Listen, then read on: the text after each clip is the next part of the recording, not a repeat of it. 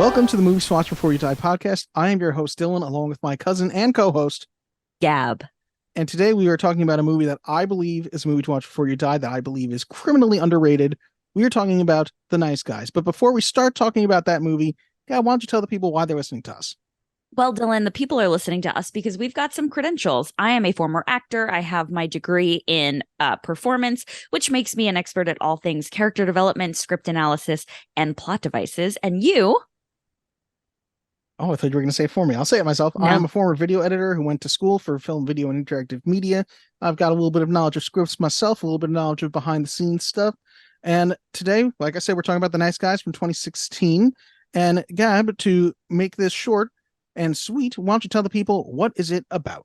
What's this all been about? What am I working toward?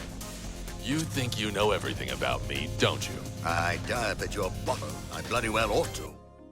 The Nice Guys is about two nice guys. The Nice Guys is about I'm struggling with what their job title is. A private investigator and a detective team up to find a missing young woman.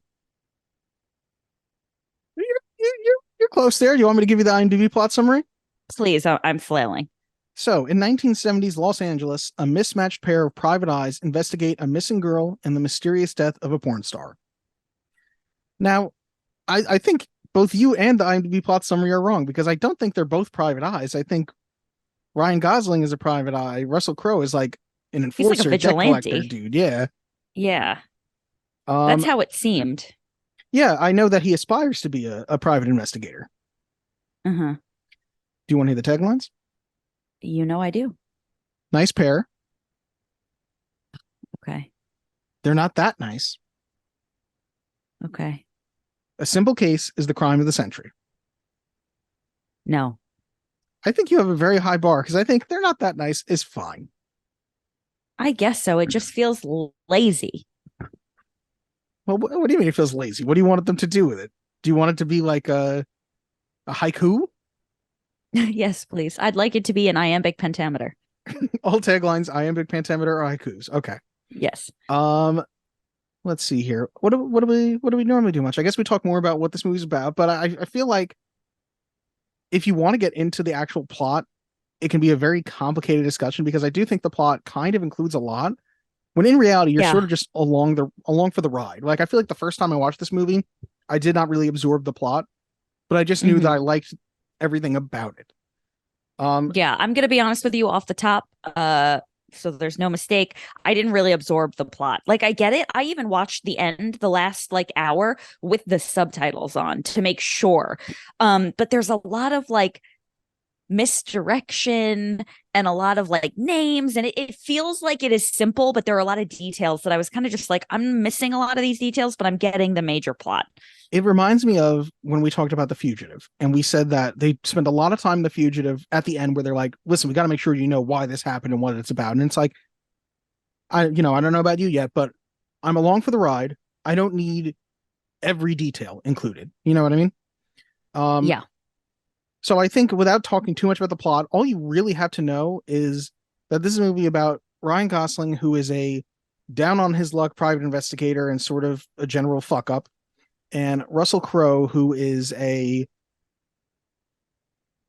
what's the word I'm looking for here? Fat, I think, is the word you're looking for. Not what I was going to go with, but okay, an enforcer and I guess also vigilante. Down on his luck. He's sort of a vigilante too. He's a mercenary for hire. And the two of them are trying to solve the crime together of a missing girl named Amelia, which also coincides with the death of the porn star Misty Mountains. And why are people looking for Amelia? Why was Misty Mountains killed? And it all sort of leads into, this isn't really a spoiler because it doesn't really matter. There's corruption it's set in Detroit, in the Motor City and the car companies, and I guess the automakers are trying to squash that from coming out. Yeah. Does that really matter to the plot? Like, does that part of the plot like super matter? No, it matters if you're like really enjoying those characters, Holland and Jackson. Yeah. Yeah. Why do you think Russell Crowe can just be fat? He's always What do just you mean? fat. First of Like all, he's Russell not always Crowe. just fat. Like, you know, he was a sex symbol. Excuse me? Maybe sex symbol's a bit strong, but he was a heartthrob. A heartthrob. No. Yes. If you go back to movies like Gladiator, The Quick and the Dead. Okay. See, here's the Master and thing. Commander. Corey said Gladiator too, but fuck you. Anybody can get like jacked for one movie. I'm talking about in life, 99.9% of the time, Russell Crowe is gross. And also, side note, he was so bad in Les Mis. And I know a bunch of our listeners are going to agree with me. I mean, Keen is our musical expert. He might. Yes. But first of all, did you call him gross? Like, yeah, I just want everyone to know I have a real problem with Russell Crowe. Okay, so it's not all fat people; it's just Russell Crowe. Oh yeah, no, it's just Russell Crowe. But also, side note, Sheryl Crow, she's fine. You know, there's no relation there, right? Is there? Yeah, no, okay. Not that I know. Is there a secret relation? No. I just want everybody to know it's also not a Crow thing. You know, I would say that I wasn't a Russell Crowe fan until this movie, and I always liked Gladiator. I like this movie, and I just saw The Quick and the Dead recently, and he's great in that. Yeah, I would say I'm here for Russell Crowe, and you know what? I'm sort of okay with the fact that he's like, yeah, you know what? I'm just I put on some weight and I don't care. I just get pissed off because it's like, what woman could have starred in a movie just being like, meh, I'm just decided to be kind of fat, unless the movie was about her being kind of fat. It's just a double standard. Your problem isn't with Russell Crowe specifically. No, my problem is with Russell Crowe. Russell Crowe. Russell Crowe is the double standard of Hollywood. Yeah, don't get it twisted. I call it the law of Russell Crowe. Okay. Yeah, I mean, I guess. Only Russell Crowe and men can get away with it. Now, in my head, I'm like making like, yeah, I guess it's only Russell Crowe. And I'm like, no, there's other fat men who are acting. I don't know. Yeah, but anyway, moving on. You know what? It sounds like a lot of this is opinion about Russell Crowe. So why don't we get to some goddamn opinion time? Let's do it. In this critic's opinion, that's just like your opinion, man. Well, I have a right to my opinion, and my opinion is you have no right to your opinion. Smoothest transition to opinion time ever. Gab, I got to know your opinions on this movie. Were you getting the gigs? Were you laughing? Were you having a giggle? I don't want to go first because I feel like you picked the movie, so we know how you feel about it. So why don't you tell me what you think, and then I'll tell you what I think, and then we'll get to some facts, and then we'll get to the opinions. Because the verdict. Because otherwise, you're going to know my verdict just for my opinion. I guess I just feel like, okay. Listen, listener, Dylan's mad that I didn't text him after I watched the movie to tell him what I thought, like as if I've ever done that. Yeah, she doesn't ever do that.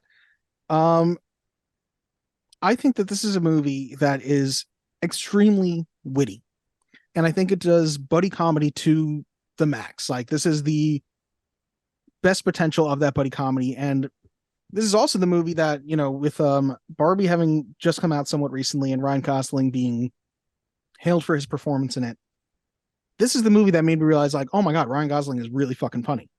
Like, before this, I know that I think last week you didn't think he was funny in Drive. As funny as it was, it's a knee slapper, a foot stomper. Yeah. No, not really. And even in like Crazy Stupid Love, which is a comedy, he's not like the big laughs guy in that movie. Yeah. And I feel like in this movie, he is the funniest character. Yeah. Like, with his every time he says Jesus, it's funny. Yeah. I just feel like this movie does such a good job of recreating the 1970s aesthetically, creating two very fleshed out characters who are similar but not the same. Like, both of these guys are not where they want to be, but neither one of them is the same in that sense. Like, Russell Crowe is, his character Jackson is responsible. He is on his game. He is trying to better himself. We see him with his little word of the day calendar, and he's trying to become a better person. And Ryan Gosling's character Holland is very much fine with being the same scummy sort of guy that he is. Like, I think his daughter calls him a loser at one point.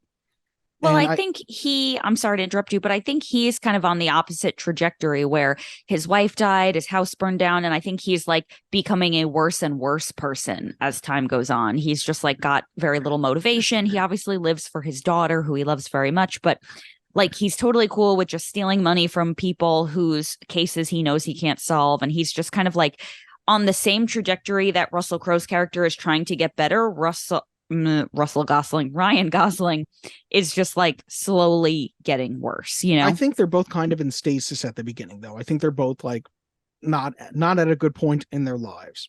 Yeah. And I think it's the two of them working together are better. They're the sum of the parts. The sum is better than the parts. Is that the saying? Mm-hmm. Is that a thing? No, but I understand what you're saying. All right, fuck me. I also feel like as much as this movie is The Nice Guys, the character Holly, the daughter, is so fucking good in this movie. And I think that I think the actress is, 13, 14, 15, and she fucking crushes it. You know what else she's in? What? 500 Days of Summer. Is she really? I'm 99.9. I spent the entire movie thinking, what is this little girl from? And I think she plays Tom's sister. Same exact character. I don't know if that's right. I'm checking it right now. Shut up. It's definitely right. Because I feel like I know the younger sister from 500 Days of Summer from something as well, but not from this. I want you to be right now. I really think I am. I don't see it. I am so sorry. Oh, come on. No way. I'm totally right. Now we got to find out who the girl was from 500 Days of Summer. Honestly. Because apparently her performance was not as good as we thought, because you're just attributing it to, it's Chloe Grace Moretz in 500 Days of Summer. Oh, well, you can see how they're very similar. It's a similar energy. Yeah. Yeah. Anyway. Okay, keep going. I think the moment that I fully buy into this movie, where I go from, okay, I'm going along with it, to like, oh my God, I am fully in for whatever happens next. Like, I'd say if this movie was a roller coaster, I'm sort of going up, up, up, up, up. And when I reach the peak and it's like, okay, we're going for fun now, we're going down, which I'm using this analogy, though I hate roller coasters, is the moment that Holland has decided to steal the receipt information from the bar, goes back after closing and goes to punch through the window, only to cut himself open on the window. And we smash cut immediately to him in the ambulance. We're losing him back here. And you just see Ryan Gosling like trying to get up and leave the ambulance. And they're like, stay down, sir. And like, it goes so far off the rails that it works. Yeah. Yeah. Yeah. I agree. That was very funny. Oh, there's also a moment that made me think of a movie that we have somehow mentioned far more than I thought we ever would, Georgia Rule. Where Jackson is being investigated by, I think the characters' names are like Blueface and Old Man, because they never get actual names. Yeah. Which Old Man is Keith David, who was seen previously in The Thing. The two of them are interrogating him, and Blueface, after he opens up a dye pack accidentally and, becomes Blueface, takes fish out of Jackson's fish tank and is throwing them at Jackson. And all I wrote down was, don't hit Jackson with fish. That's great. I love that line keeps coming back. It has stuck with me forever. It unfortunately is now like forcibly stuck with me. Yep. And I just have I feel like I wrote down so many quotes for this movie because I feel like this movie is so witty. Like, even just Russell Crowe saying, when you came here tonight, is this what you wanted to happen? To make me eat fish? Like, it just fucking, it works. It's good, yeah.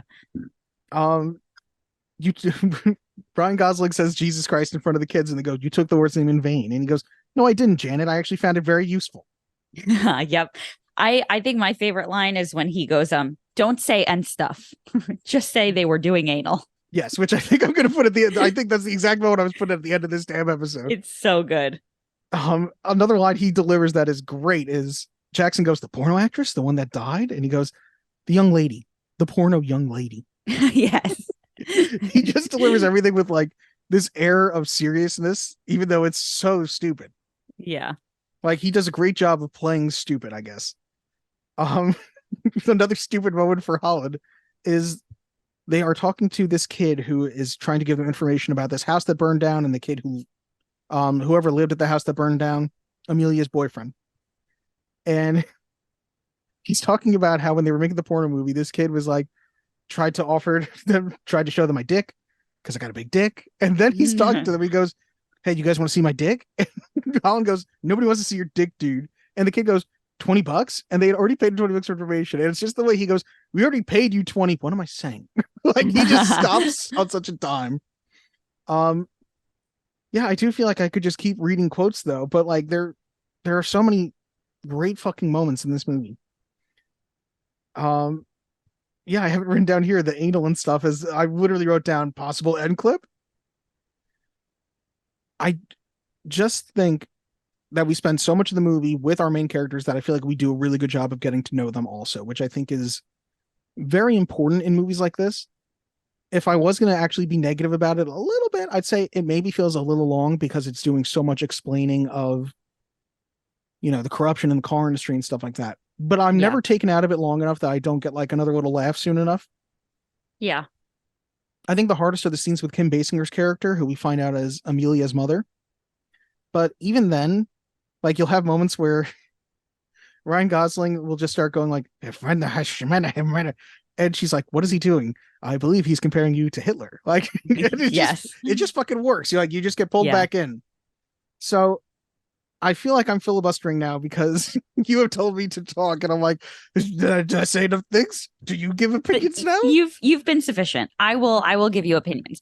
So my first overarching opinion about this movie is that Ryan Gosling is a national fucking treasure. Ryan Gosling is a treasure. He is incredible in everything. What was the first real like Ryan Gosling movie on the scene? Was it The Notebook? I feel like the first. I have seen Ryan Gosling in things since he was a fucking child because I remember him in an episode of the Goosebumps show. Well, and he was in the Mickey Mouse Club. Yes. So I specifically can remember him in Goosebumps, but I remember seeing, what was it called? Lars and the Real Girl. Oh, I didn't see that. But I think interesting. That's a really good movie. That movie left my consciousness for many, many years. Good to know. It's a very good movie. I think The Notebook is like the breakout thing though that made him the guy. You know what I mean? Like a movie star. Yeah. Yes. Yeah. Because I think he is one of those actors now who is like fully A-list. You know what I mean? Oh yeah. 100%. Especially for a guy who's not like in a bunch of superhero movies to be an A-list actor. Yeah, that's actually a really good point. But I think, it's very hard to to look at somebody and say Ryan Gosling was excellent in The Notebook, because I think immediately when people hear The Notebook, they write you off, right? Because it's a very cheesy movie. The writing is very cheesy. The production is very cheesy.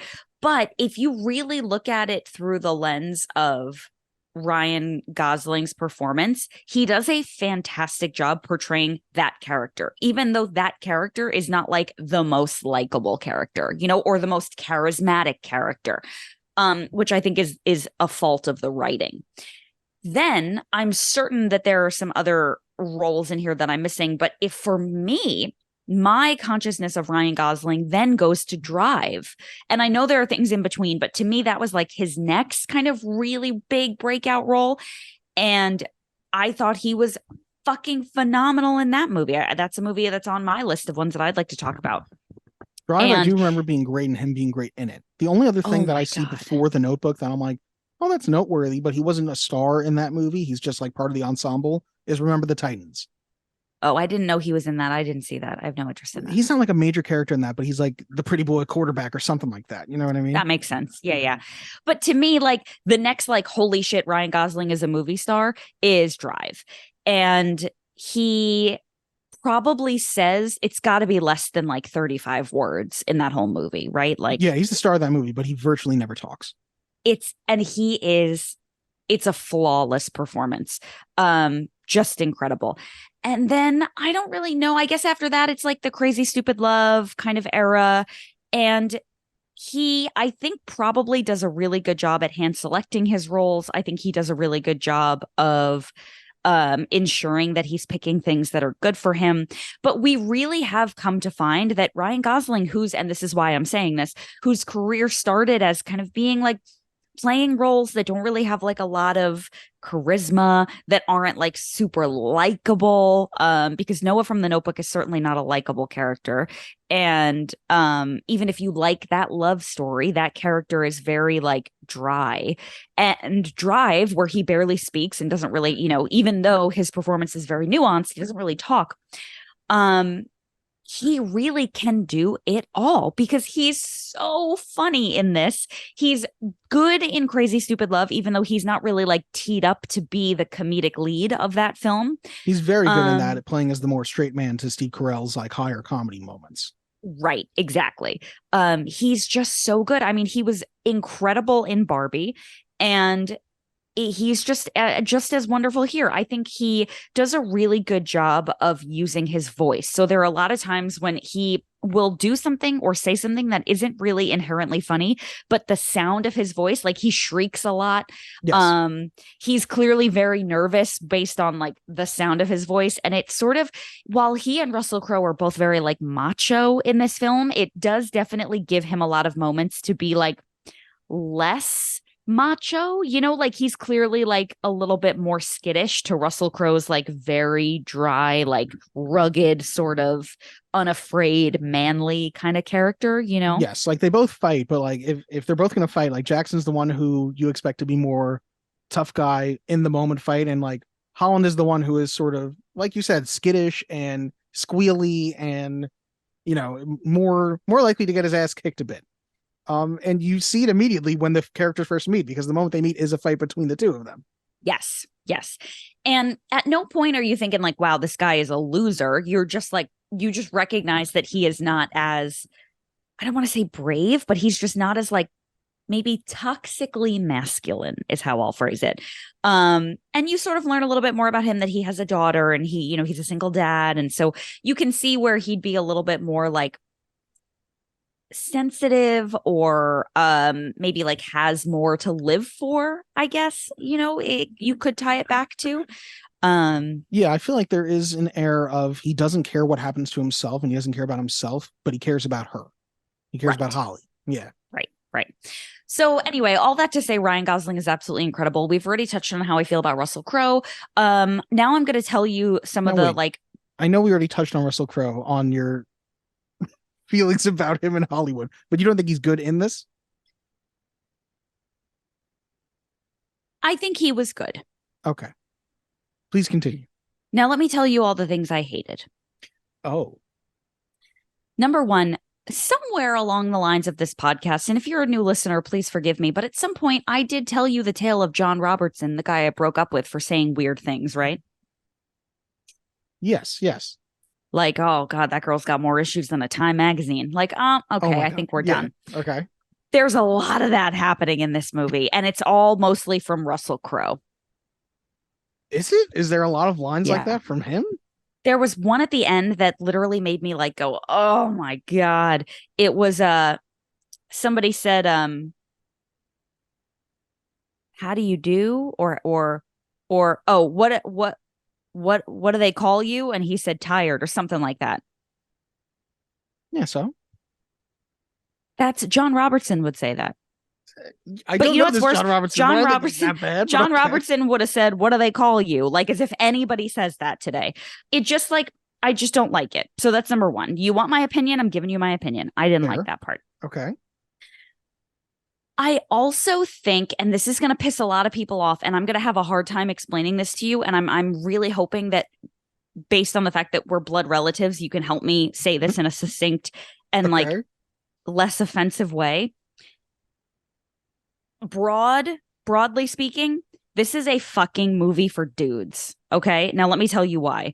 Number one, it glorifies this like macho, like we're shooting guns and we're punching people in the face and whatever. It also like has this air of like 70s porn, like naked women, and like, you know, we're all out here like in these clubs with all these naked women dancing and whatever. And like, there's airs of like these women are helpless and we need to help them, except for the ones that are evil and crazy, because they're either helpless or evil and crazy.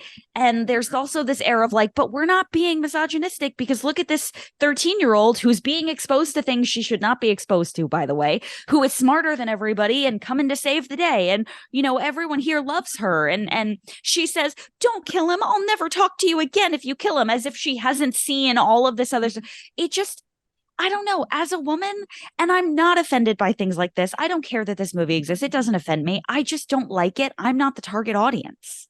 See, my brain always goes back to the movie Beer Fest, which I tried to watch with Giselle one time. I think I've mentioned on the podcast before. And the moment that one of the characters started falling back and like pulling down women's tops, and then more people fell back and pulled down more women's tops, that I was like, oh, so that's why like 13-year-old Dylan was so into this movie.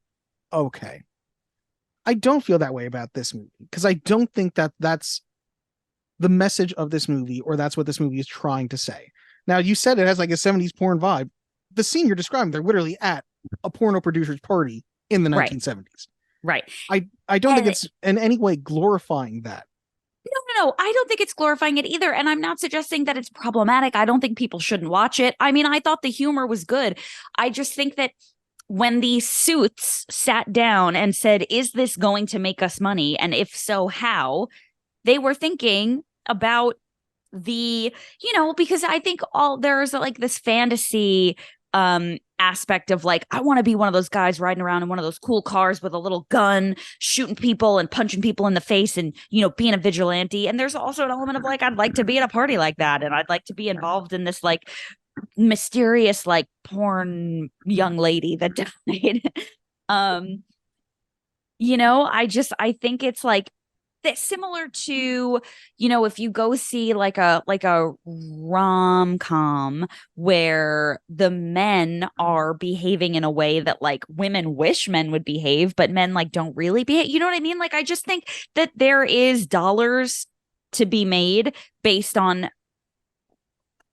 feeding the fantasies of your target audience. And I just don't think I'm the target audience for this. I don't. And you know what? That can be like fair enough. I agree that you're not the target audience. Sure. I just don't think that this movie is what you're portraying it to be. I don't think that this is like that teen comedy type. Like, you're making it sound like this is like an American Pie type thing, or no. It's not at all. It's not. I actually think the humor is great. I just thought there happen to be some boobs in the movie. There are lots of boobies. And I don't care. I just felt like if the preview came on when I was at the movies, I wouldn't be like, ooh, I want to see that. You know what I mean? Like, the only thing it really had for me besides the humor was like a great performance from Ryan Gosling. And I can see a great performance from Ryan Gosling in other movies that I would probably enjoy more. I think that it is just a like buddy cop movie. Oh yeah, 100%. That is the obvious genre. I'm also not the target audience for that. Now that's fair. Like I have surprised you at times, you know, in genres you didn't expect that you did end up liking them. I don't feel like that's the way this conversation's going, but you never know. I do think that you've got 3 performances in here, maybe 4 if I want to include Matt Bomer as John Boy, but that's not really a big enough thing to matter. But 3 Side performances. note, have I ever told you my mom is obsessed with him? The actor, really? Yeah. He is an actor that I see in things and I'm like, why aren't you in more things? My mom loves him. I think he was in Suits, right? I don't know if he was. I'll look that up, but I know him from he's on TV Doom show Patrol and some other things. My mom was obsessed with him, and I'll never forget the day she found out he was gay. She was devastated, and I was like, really? You thought you had a shot? I was going to say, like, so were you planning on leaving our uncle? Yeah, like, what? Like, I mean, I can understand being like, oh, damn, but also like this upset. He was in the first 2 Magic Mike movies. I'm not sure if I've seen Suits yet. I know him from Doom Patrol. I feel like I know him from a couple other things also. White Collar he was on. White Collar, that's what it was. White almost Collar. The same as Suits, I feel like. I've never watched either of these shows. They're the same. Yeah, they're the same. But he's an actor that every time, you know who he reminds me of? James Marsden, where I'm like, why are you talking about things? You're very attractive. Classically handsome. Yeah. Yes, agreed. You know who his character reminded me of? Who? Crispin Glover. The creepy thin man from Charlie's Angels? Yes. And listen to this. My college roommate, Madeline, she was also an acting major. She somehow had a connection to him where she took acting classes with his acting coach or something like that. And apparently he is truly like that in real life. And his family calls him Creepy Crispin. Oh, I thought you meant Matt Bomer's like that in real life. No, Crispin Glover seems like a weird guy in real life. Yeah. I feel like the only things I know about him are that he smokes a lot of marijuana and that he's a little off. Interesting. I would not have thought that. If you haven't seen it, look up Crispin Glover on the David Letterman show where he almost kicks David Letterman in the face because he's just showing like, and I know karate. Because he was like, apparently the story I think is that he was like super nervous and he just smoked a ton before he went on the show. Oh shit. That's crazy. But I do think, since we have now mentioned him, I do want to say I think that character, who we don't really have an antagonist for a lot of this movie, but once you get to like that John Boy's coming to get you type moment, I think he is really fucking good as this like Terminator type of guy where like you're like, oh yeah, he's gonna fuck them up. Like the moment they come up in the elevator and the elevator doors open and they just see people dying and they're like, close doors, go back down. I'm like, oh shit, like like, oh, this is for real. Yeah. I also really enjoyed the scene with him with Jessica where he had the daughter's friend and then threw her out the window. Yes, and I do love Holly trying to go like, do you want some cookies? Because we've been told before that there's a gun in the cookie jar. So she's like, yes. Want me to give you a cookie? They're fresh baked. And Jessica's going, no, there's none. You checked earlier. And she's like, shut the fuck up. Like, yeah. To go very spoilers, which we already are spoiling things, but like spoiler, please watch the movie. It's on Netflix. So go ahead and fucking watch it. There is a moment towards the end where they're dealing with John Boy. They're trying to get the film reel. I love Ryan Gosling's revelation. Let me find it. Jackson and him are talking, and he has fallen off the roof into a pool. And he goes, how did you get down here? I told you to go to the roof. Did you fall?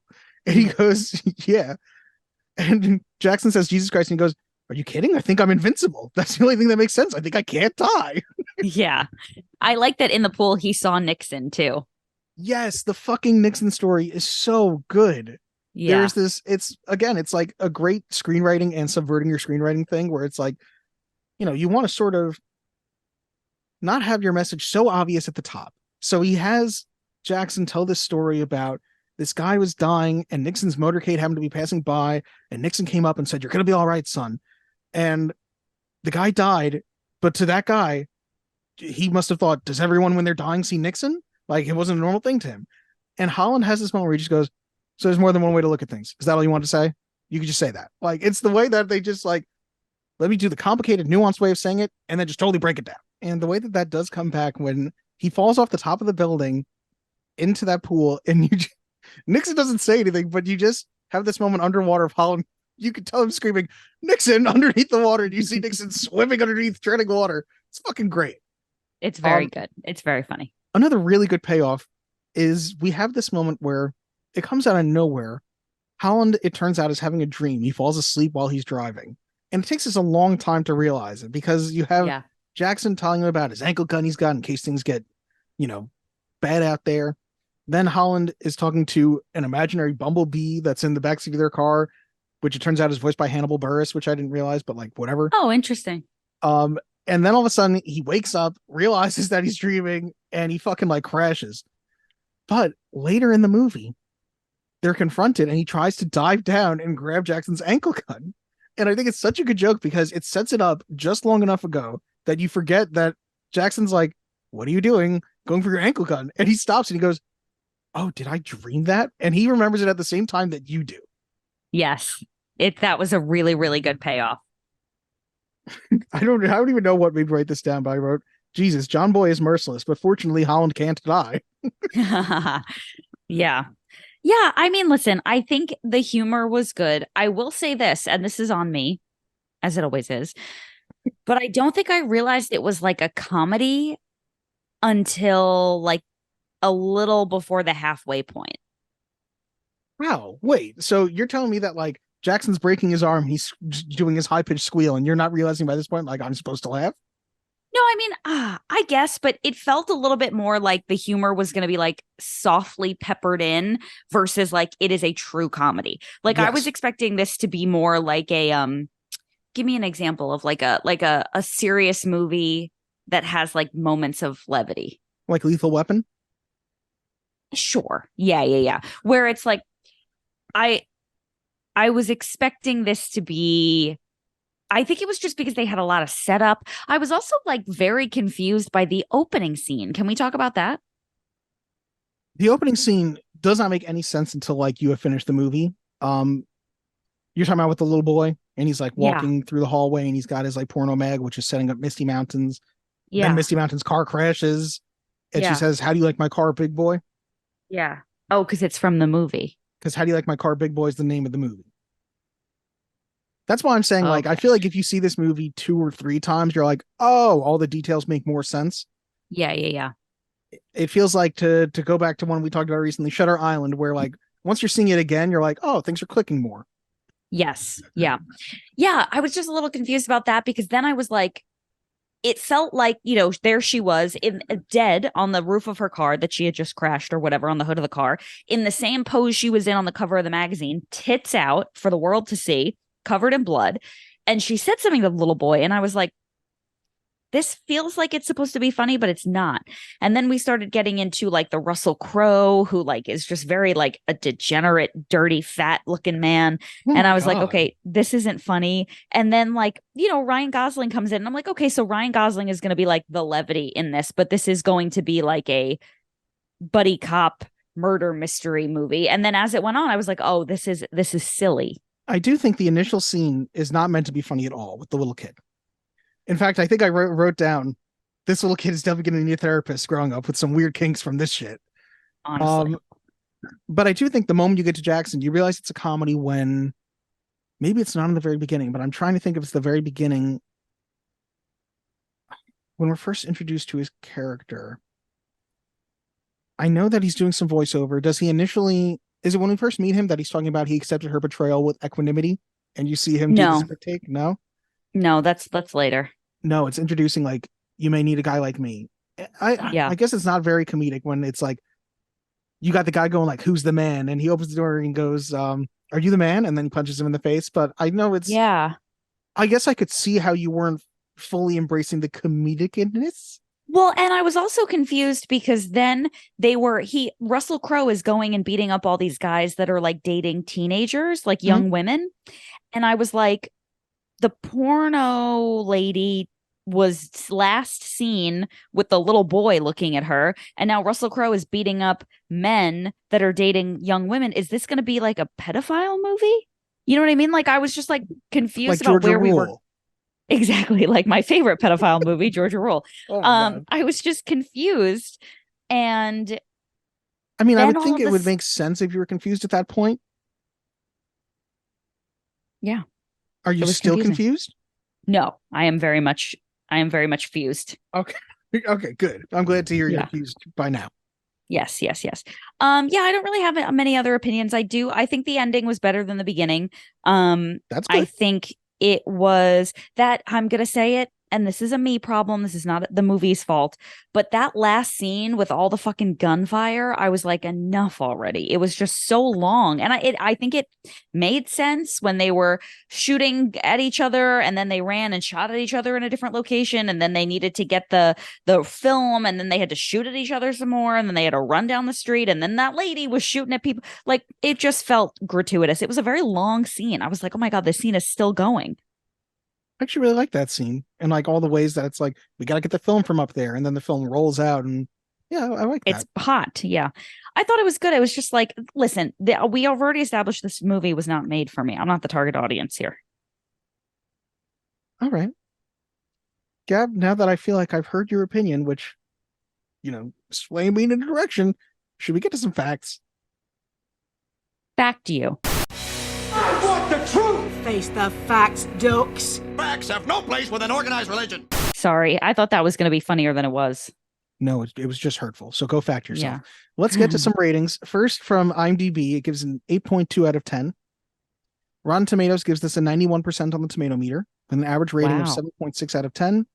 296 fresh reviews, 29 rotten. Wow. Audience score is 79% with an average score of 3.8 out of 5. It was directed by Shane Black, who also directed The Predator, Iron Man 3, and Kiss Kiss Bang Bang. It was written by Shane Black and Anthony Bagarazzi, which I don't think I haven't seen anything else that he wrote, but Shane Black has also written Lethal Weapon, The Monster Squad, and Kiss Kiss Bang Bang, which Lethal Weapon and Kiss Kiss Bang Bang are both buddy cop movies. Mm-hmm. The movie stars Russell Crowe as Jackson Healy, who you may know from Gladiator, A Beautiful Mind, and Man of Steel. Ryan Gosling as Holland March, who you may know as Ken from Barbie, from The Notebook, Drive, Lars and the Real Girl, or that one episode of Goosebumps with the camera that shows bad things happening in the photos, like Curse Predictions. And Gallery Rice as Holly March, who you may know from the MCU Spider-Man movies as Betty Brant, from Honor Society, or The Last Thing He Told Me. The Hawaii Film Critics Society nominated this movie for the 2017 Best Overlooked Film. The Hawaiian film? Okay. Sometimes I try to just find a random one. It was nominated at the 2016 Golden Schmoes Award for the best line of the year for, you know who else was just following orders? Adolf Hitler. That is great. Which is actually, that made me laugh very hard because obviously Adolf Hitler was giving the orders, not following them. The movie had a budget of $50 million. The movie grossed $63 million. So this was a bit of a bomb. Wow, it was. The critics' consensus: The Nice Guys harkens back to the buddy comedies of a bygone era while adding something extra courtesy of a knowing script and the irresistible chemistry of its leads. Which I will say, if you watch interviews or anything like that, Ryan Gosling and Russell Crowe seem to have such fun together. Like, I feel like they talk all the time about, like, we were just trying to see who can make the other person laugh harder, which I definitely think was probably Ryan Gosling, but I digress. Yeah. Since Russell Crowe seems to be a degenerate and a loser and a fat. Oh my God. No fun having. I'm sorry. It's just a bit now. Go ahead. You gotta cool it, man. Russell Crowe's gonna throw something at you. Wasn't he known for like beating people up for a little bit? Like, didn't he do that in reality? I don't know. It seems like it. All right. Well, that's conjecture, and this is fact time. So let me stick to the facts here. Some more reviews from Joe Ziminowitz from the New York Daily News. It's overlong by about 15 minutes and goes in too many directions at once. But thanks to a groovy period vibe and A-list stars, you're along for the ride. I would agree with that. I would agree with that wholeheartedly. It's like, I forgive you, but do better next time. Okay, you know what? That's a decent review. Rafer Guzman from Newsday, our local newspaper. Local, what's up? Russell Crowe and Ryan Gosling are fine, but they never form a genuine rapport. These actors are known for intensity and screen hogging, not warmth or comedic timing, and here they seem to be moving in parallel, but not fully in sync. That I totally disagree with. I would disagree with that too. Oh, good. Renee Rodriguez from the Miami Herald. The Nice Guys never lives up to the promise of its hilarious first 10 minutes, but Crowe and Gosling are good enough to leave you hoping for a sequel. Which I feel like I was like, hilarious first 10 minutes? I had no idea it was a comedy. Yeah, honestly, the hilarious last 45 minutes. Rex Reed from The Observer. The Nice Guys is another submental movie for morons turned out by the kind of sophomoric Hollywood machine that trademarks the works of Judd Apatow and co. Oh, he was on. He didn't like it. He felt a bit harsh. Yeah. A little bit. He felt personally victimized by this movie. He was like, that degenerate Russell Crowe. No. The audacity to be that fat. Oh my God. And lastly, from Chris Stuckman from chrisstuckman.com. Surprisingly, as a character piece observing two loners who just might be made for each other, The Nice Guys shines far brighter than expected. Okay, some more fun facts. Russell Crowe said it's about one guy who's got everything going for him, but is on a morally slippery slope, and another guy who just wants to be useful, and together they might make one whole guy. Oh, that's nice. Russell Crowe was asked, I believe this was at Cannes Film Festival, if he uses the Stanislavski method, and said he doesn't even know what it is and doesn't care to, and quoted Laurence Olivier, quote, learn your dialogue and don't bump into the furniture. That is very funny and also hilarious that he wouldn't know the Stanislavski method. But also, these people, like, I just hate, it's like overcomplicating things. You know what I mean? Like, people love to overcomplicate shit. Don't overcomplicate things. I completely agree. So do you sort of like the learn your dialogue and don't bump into the furniture quote? Yeah, it's also just like the object is to be as absolutely fucking like, what's the word I'm looking for? the only word I can come up with is intentional, but there's a quote, and it's that acting is living truthfully under imaginary circumstances. That's the quote. And it's like, just act the way you would act in that circumstance. Or, if you are playing a character that is not familiar to you, then like, how would that person act? Like, you don't have to fucking eat raw meat and live in a cave. Which Gab sort of, explained it, but the Stanislavski method then inspired Lee Strasberg to create his version of the method, which we now just call method acting. Right. Which, yeah, I never really understand that. I mean, there's a lot of great performances that come out of that, but it does seem like insane. Like, I'm just picturing it's just Jared Leto on the set of Suicide Squad acting like he's actually the Joker. And it's like, nobody wants this, sir. Stop it. Yeah. And it's also not helping. Like, it is, what it reminds me of? Sometimes at work, they're like, hey, we're paying you a lot of money, so we're going to need you to also do this so that we feel better about paying you all this money. It's like, these actors are like, hey, I'm a movie star and I just like don't want to be confused for a regular person. So let me like go above and beyond and do all this weird shit so you don't forget that I'm a movie star. It's like, you don't need to do this. Have you ever heard that? I think it's Daniel Day-Lewis, because he's famously a method actor. On My Left Foot, his character, I don't want to say, I guess he's paralyzed. I don't remember well enough what it is specifically about his character, but he made people like push him around in a wheelchair. Ridiculous. Let me get back to some more fun facts about the Nice Guys, though. I want to say one more thing about this, and that is that if acting is the art of making believe, right? It's pretending. And if you literally can't pretend, if you have to live it in order to experience it, then you're not a good actor. Thank you. That's the end of thank you for coming to my TED Scream. It's also just not a thing that you can do for every role. Like Josh Brolin couldn't live as Thanos. You know what I mean? Like it can't be done. Right. Yeah. It just makes like these people that act like in other worldly ways, like, what are you saying? They're not as good as you because they're, you know what I mean? It's like you can only be hyper realistic characters. Yeah, I think it's stupid, but whatever. Yeah. To each their own, I suppose. Yeah. Before making the movie, Ryan Gosling went to producer Joel Silver's house, and Joel called his son down and went, "Do you know who this is?" His son said no and left. Joel said, "2 years ago, I did the same thing to Robert Downey Jr., and now he's upstairs playing with a toy of him. Do you want my son to know who you are?" that was before he was cast in the movie. That's great. Russell Crowe said that this was one of 2 films where he wishes there was a sequel, as he liked playing the character. The other film was LA Confidential. Russell Crowe put on some extra weight for the role of Jackson Healy. Yeah, that's what they want you to say. I was method acting, he says. Feeling the character as an enforcer thug should be a stocky brawler type. Yep, of course. I am also putting on weight to be a stocky brawler type. Yes, exactly. Aren't we all, Dylan? Chet, the projectionist, is played by Jack Kilmer, who is the son of Val Kilmer, the actor. Oh, interesting. Nepo babies coming through. I mean, it's not like he was the star or nothing. So I just saw this for like the first time. I don't know if this is true, but looking at it again, I guess it could be. When Ryan Gosling's character falls down next to the dead body, and we get that really funny moment of him being like, I'm not sure if it's supposed to be Abbott and Costello or the Marx Brothers that he's referencing, though, or Laurel and Hardy, but he's doing his whole pointing at the body. The body of Sid Shattuck is played by Robert Downey Jr. wearing a fake beard in an uncredited cameo. Oh my God, I had no idea. It would make sense because Shane Black and him worked together on Kiss Kiss Bang Bang, but I don't know if that's 100% true, but it looked like it could be. Like, I was like, I'll buy it. That's one of those things where it's like, listen, if you're not doing anything on Saturday and you want to come hang out, we can put this beard on you. Yeah, I mean, I know there are times like that, like to somehow shove the Quick and the Dead back into this. That's a movie directed by Sam Raimi, who was very much friends with Bruce Campbell. And Bruce Campbell, do you know the actor Bruce Campbell? No, but I've heard his name. Fucking love Bruce Campbell. But he said, I had a break from a show I was working on, this Western, and I was meeting with Sam Raimi on the set of The Quick and the Dead just to hang out with him for the day. And he was just supposed to hang out, and Sam Raimi was like, "Nope, you're going to be doing a bunch of work now. Like, I need you to do some stunts. You're hanging out." Yeah. And I just feel like I can imagine that Robert Downey Jr. was there, happened to see his buddy Shane Black, and Shane said, "Hey, you want to throw on a prosthetic and just be in the movie for a second?" Yeah. I don't know. If I was Robert Downey Jr., I'd just do shit like that. I'd do whatever the fuck I want.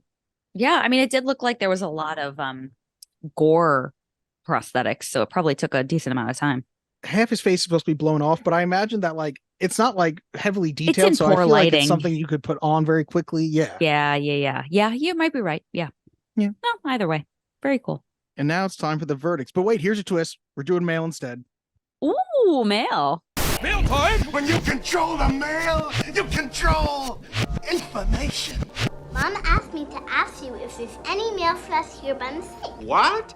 First, we've got a comment here, and we're starting with a comment from, I guess, like prime listener number 1, Scotty Cameron. He has won that title with unrelenting comments and emails. It's true. I mean, he essentially is our third host.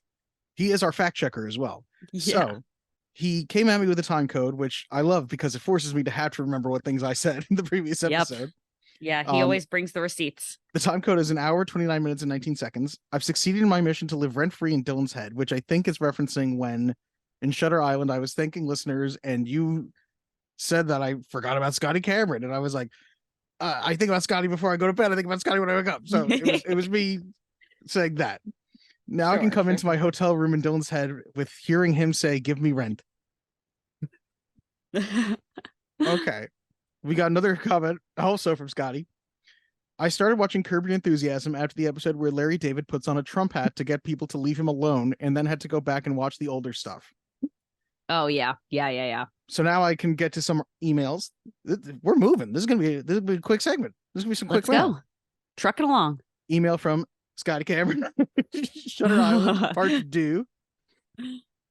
Hey Dylan and Gab, I'm glad that Shutter Island was a movie that you mutually agreed was a movie to watch before you die.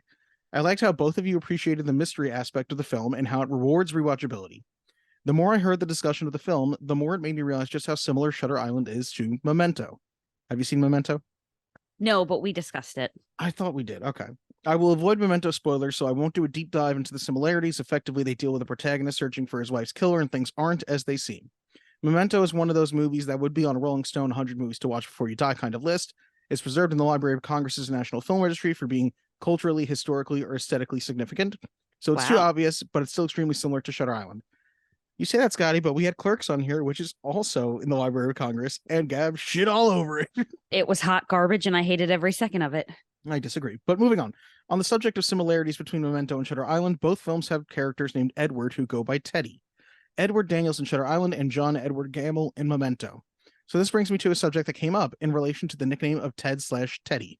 It is a nickname for both the... Oh, so he is slowly switching into Jamie fact-checker mode. Aha. It is a nickname for both Theodore and Edward. It is more commonly used for Theodore, as Ed/Eddie is more commonly used as the nickname for Edward. As a poli-sci scholar, I'll use some examples from famous political families in American history. The obvious example comes from the Roosevelt family with Theodore Roosevelt, who went by Teddy. The next example is from the Kennedy family with Edward Kennedy, who went by Ted. I know Ted Kennedy, but I assumed his name was Theodore Kennedy. Right. I know there was a little confusion as to why Leo's character went by Ted when his fake name was Edward. It's just a thing many Edwards do. Well, I don't like it. I feel like these Edwards sound like liars when they're going by Teddy. I like to imagine that it's like one of those shirts you see in an ad on Facebook that says, "It's a Teddy thing. You wouldn't understand." I hate those like fake personalized things so much. I know they're garbage, but you see a lot of people on the subway like wearing them, and I'm like, really, you fell for that, huh? A lot of people do, I guess, and it's never like a cheap thing. It's like this T-shirt can be yours for $75. Yeah, and it comes from China, and you'll get it 3 months from now when you've forgotten all about it. Damn that international shipping. Lastly, I will just address the fact that Gab thought Vintage Stock, Entertainment, and Movie Trading Co. are websites. They're actually retailers and are part of the same retailing company. The name of the stores varies depending on the location. The company was founded as Vintage Stock and headquartered in Joplin, Missouri, which became the name for most locations. They sell new and old movies, music, albums, video games, action figures, and trading cards. The neat thing is that new and used items are sticker coded, with new items having white stickers and used items having yellow stickers. He attached a picture below. Then Blockbuster was going out of business. Vintage Stock purchased the Movie Trading Co. division of Blockbuster, and it became the Texas Vintage Stock chapter. Sometime after that, Movie Trading Co. I feel like I'm reading the Wikipedia for Vintage Movie Stock here. Okay. Became the official name of the company as a whole, just more store locations were named Vintage Stock. I'm drawing this conclusion because the website is movietradingcompany.com. From 2013 to 2016, MTC began purchasing Entertainment as Hastings Entertainment was going out of business, began opening Entertainment locations in Colorado Springs, Colorado, Springfield, Michigan, and Wichita Falls, Texas. Just last year, MTC opened an Entertainment location in the Oak Park Mall in Overland Park, Kansas, which I've shopped at a few times. I take it that Gab assumed it was a website because MTC hasn't started opening Entertainment and Vintage Stock locations in New York yet. I know Dylan is familiar with Vintage Stock Entertainment MTC because he mentioned visiting the website in an interaction I had with him in the comment section of the Watchtower Database video. I actually used to work at a Vintage Stock location when I was in high school until I graduated and got a different one, but I still shop at the stores and find some neat stuff. This has gone on long enough now. That's all, folks. In case I don't see you again, good afternoon, good evening, and good night, Scotty. All right. So I don't know what to respond with because initially my reaction was going to be, well, what a loser that I didn't know that. But then my next reaction was going to be, yeah, I don't care. That just made me think at the end of the last episode, you're what a loser. The end of this episode that they're currently last episode. Sorry. Yeah, time is hard. Yeah. Whatever. I don't know what it's The only thing that made me think of is I totally did want to work in a movie, like a video store when I was like a teenager, and I just couldn't get that job. Yeah. I wanted that or like to actually work in a movie theater. Didn't happen for me. I'll tell you, oh my God, speaking of really nerdy things, I today made a reference to the King of Kong in my real life. Go on. So I was, of course, at the gym and we were doing a group workout challenge. I know it's hard to believe, but I was at the gym. We were doing we call it a cardio party. So there were 4 of us, me, Corey, and 2 of our friends. And we were doing a workout and I'm going to tell you what the workout is. And you're going to be like, oh my God, but it's really not as bad as it sounds. Were there any ergs involved? Yeah. Well, no. Okay. There was an assault runner, a manually powered treadmill that doesn't have the belt doesn't move on its own. You move it with your feet. It sounds very violent. An assault runner. Yeah. Yeah. It's kind of violent. So the workout was, we were each going to take it was basically, the details don't really matter, but we were going to do 1,400 calories on the treadmill between the 4 of us.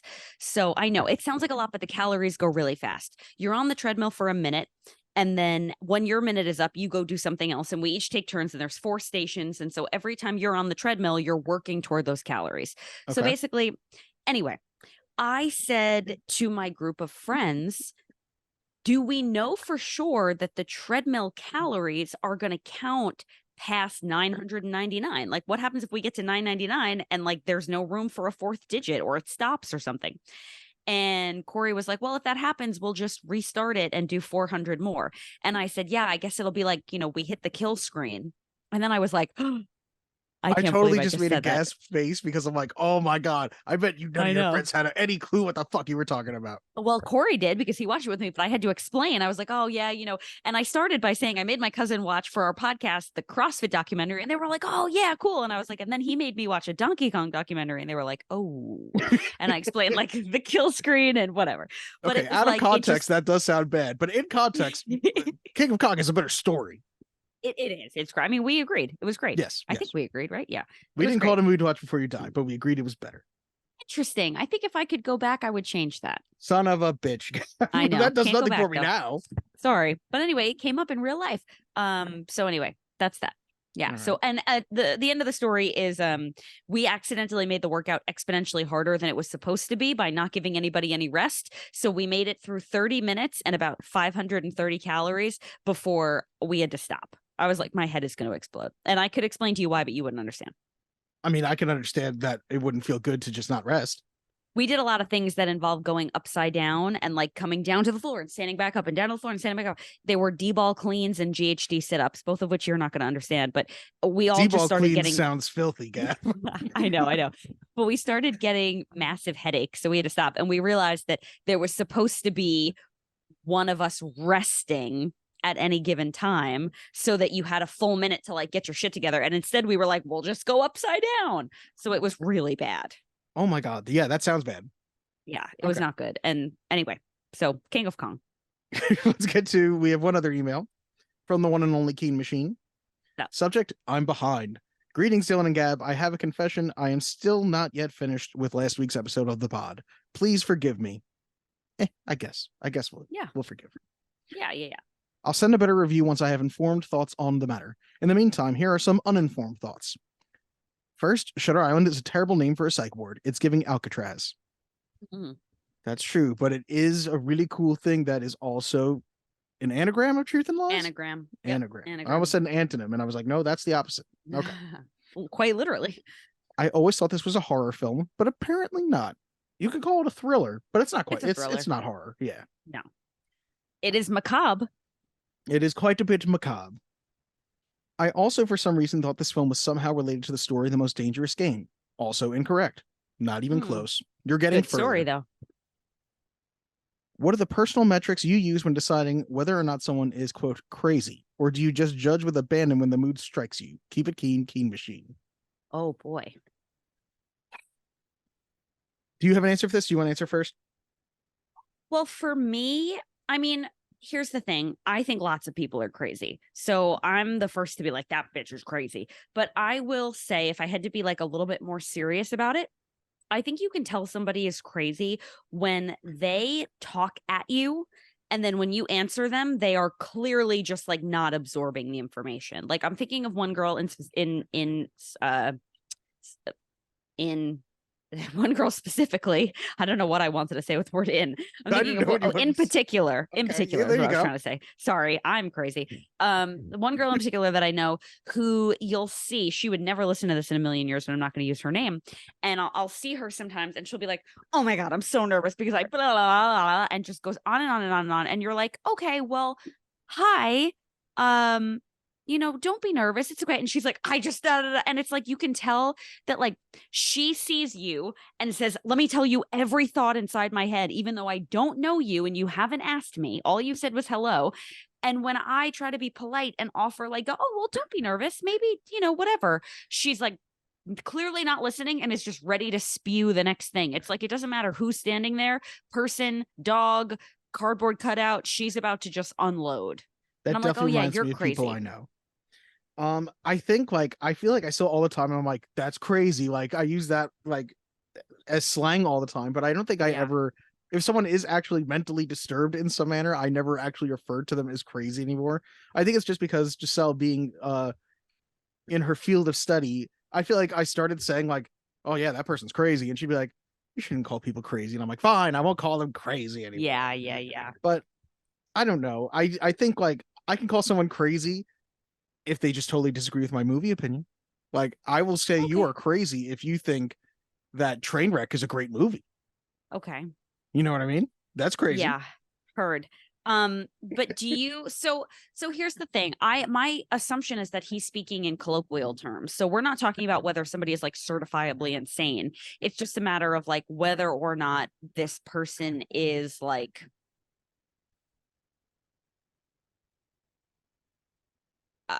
I don't know what I'm trying to say. Like, I don't know what you're trying to say. Rooted in the same reality that you are. Because think about it. Like Corey and I love the same thing. We love training and we train for 3 hours a day. I sent you my schedule the other day so you could see in big purple blocks. I'm at the gym for 3 to 4 hours at a time. And some people think that's crazy. And who's to say whether it is or it isn't? But to us, it's normal. But like, you know what I mean? Like you are not rooted in the same, you don't have the same like lens through which you view the world. And to me, the sign that somebody is crazy is not like whether or not they like the same thing as me, but whether or not they're capable of like having a normal interaction with someone. You know what I mean? Like if I say, hey, how's it going? And you actually tell me how it's going and I don't know you, you're crazy. I do also feel like I feel that way about people who are very into conspiracy theories.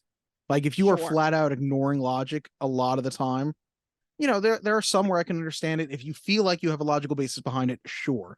But there are some people who there's just a fanaticism about some things. And I'm like, if that is not rooted in any sort of logic, I'm like, you crazy. Yeah. It's funny. We were walking home from the gym. How many times am I going to bring up the gym today? We were walking home from the gym, walking to the train, and there was a homeless guy. He appeared homeless. I guess he could have just been disheveled, but he appeared homeless. And he had a giant sign he was carrying that said 9/11 lie. And I was like, are we still? Yeah, you know what? That's a classic now. That's going to go on with the moon landing and just be one of those things forever. Yeah. But it's like, it's very weird to see it in New York. Cause it's like, it wasn't a lie. We were all here. Yeah. Pretty sure you can go see, where the buildings used to be, but yeah. Yeah. I remember seeing the smoke from my house. All right.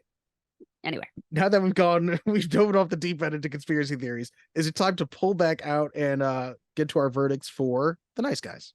Speaking of conspiracy theories. Do or do not. There is no try. The guilty will be punished. Sentence is death. So, Gab, it being my movie, I shall go first. As it is written, as shall be done. I believe The Nice Guys is a movie to watch before you die. I think it's very, very funny. And I think that you have 3 great performances from Russell Crowe, Ryan Gosling, and Gowrie Rice. I feel like I've said all I can say. You cannot be saying that name correctly. I heard them say it that way. Otherwise, when I first read it, I was like, that can't be right. But it's Angourie, and it's pronounced Angourie. She's Australian. Interesting. Okay, I guess that makes sense. I work with a lady named Gowrie, but she spells it Gowrie. And every time I have to say it, I feel like I have to expand my palate really far to be like Gowrie. That's got to be tough. I don't know how else you would say it, though, because there's no other way of saying a name spelled that way that sounds right either. Yeah. All right. Well, here's my verdict. I'm at a crossroads, Dylan and listener, and I'm going to tell you why. Trying to get home? No. A movie to watch before you die. Does it have to be one that I would watch again before I die? Or is it a movie that you should watch before you die? Just because I am not really the target audience and it's not my cup of tea, does that make it not a movie to watch before you die? Is there a buddy cop movie that would be better if you're interested in that type of genre, that buddy cop comedy? I don't know, because I've never watched any of them because I don't like them. I do think it was an incredibly well acted movie. I think it was funny, but I did not enjoy it. It wasn't my favorite kind of movie. And so I feel I would be doing myself a disservice if I say yes, because I didn't enjoy it. But at the same time, I don't want to take away from the fact that maybe somebody else would enjoy it, because it does have funny moments. But all in all, for me, it's going to have to be a no. If I died without ever having watched this again, I think I would be okay. Now, here's my real question. Did you think I was going to say yes? The word of the day was filibuster there. God, you were going on a ride there. Yeah. Once I started talking to you, I thought you would say no, but I thought you would say yes. I think it's a very funny movie. And also, I don't give a fuck what you think. It's what I think's a movie to watch before you die. I'm just hoping you'll agree. Yeah. No. I do not agree. Well, but I'll tell you what. I think we can all agree that Ryan Gosling should be here to stay. Is here to stay. He is Knuff. And I think we can all agree that Russell Crowe could stand to take care of himself a little better. You have been far too harsh on Russell Crowe. As a fellow fat man, you got to take it easy on my boy Russell Crowe. Yeah, but are you out here trying to act like you're a fucking movie star? No, you're not. No, I'm not a movie star. Also, you're not fat. Thank you. Yeah, honestly, like, you're no Russell Crowe. I mean. Oh my God. Okay, no, let's stop this conversation. All right. I don't want to go where this is going. Let's, before we sign off, should we tell the people what's coming next week? Do we know what's coming next week? Yes, you did tell me what's coming next week. Yes. Go right ahead, Gab. So I'm very excited to say that next week we are going to have a very special guest on. This is somebody whose opinion I really cherish, although I don't necessarily always agree with. This is somebody with very esoteric taste in film, music, television, someone who has been referenced on the podcast, has written into the podcast, and that is Scott Interrante. And he is coming on. Someone who's also responsible for our little opening jangle. Oh, yes, of course. Scott wrote the music for this podcast. Also, side note, Dylan, we are 2 big fans of 90 Day Fiancé, and Scott writes the music for those, for all of the 90 Day Fiancé worlds colliding. Sometimes the music is really dramatic, and I'm like, of course. Scott's kind of a big deal. Yeah. He's kind of a big deal. Always knew he was going to be a big deal. So he's going to come on. He is currently on a Nicolas Cage film kick. So I believe he's on his way to watching every Nicolas Cage film. And he asked to come on and talk about Moonstruck. And the only reason I said yes is because he agreed that Vampire's Kiss is a great movie. I just really wish you had said that he's coming on to do Face Off, because I feel like you would hate Face Off, but I love Face Off. I've never seen Face Off. Face Off is definitely a dude film, but it's also just like, I say that there's nothing like misogynistic about the movie, really. It's just ridiculous. And it's Nicolas Cage and John Travolta giving 2 of the most ridiculous performances you've ever fucking seen. So maybe we'll talk about it at some point. Maybe he'll come back and talk about it. But we are doing Moonstruck. It is, from what I understand, a romantic comedy similar to Sleepless in Seattle, where the two love interests never meet. I don't know. I've never seen it. Me neither. So I'm excited. So that'll be next week. For now, if you'd like to send us a message, you can email us at movies-to-watch-before-you-die@gmail.com. You can send a voice note at anchor.fm/movies-to-watch. Please let us know what you think about this movie, any other movie that we've discussed, any movies you would like us to discuss. You can find us, though, everywhere in the link tree below in the description somewhere. I'm pointing, even though you can't see me point. Why am I doing that? Thank God they can't see you point. You fat bastard. I'm just kidding. Jesus. Goodbye. Sid's gross. He told me this one chick was his sister, right? And then a few days later, I walk in on them, and they're all doing anal and stuff. Don't say and stuff. Just say they're doing anal.